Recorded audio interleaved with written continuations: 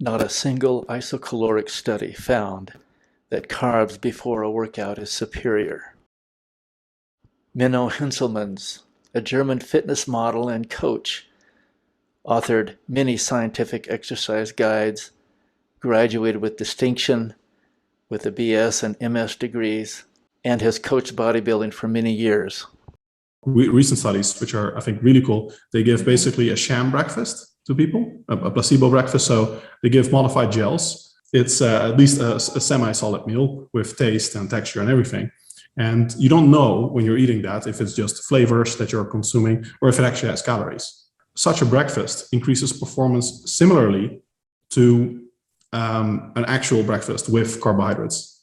Whereas people that don't eat anything, they do have worse performance. So there might also be an effect of satiety, because in those studies they do find that, or at least in one of them they measured it, that hunger levels decreased. And if you're hungry, your willpower levels might be lower. It might be harder to push yourself for those last reps. I would say it is important to eat protein before your workouts, because there are at least 2 studies that show, again, eating something compared to nothing improves performance, but protein is just as effective as carbohydrates. In isocaloric settings, so when you're equating for energy content, the effects disappear almost completely. In fact, this is an extremely striking finding, I find.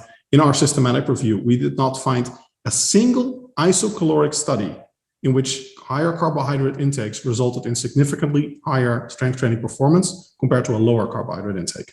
None, not a single one. I mean, if you look at how ardently most people believe that carbohydrates do improve performance. I mean, there are some indications, but it's mostly during, like I said, fasting.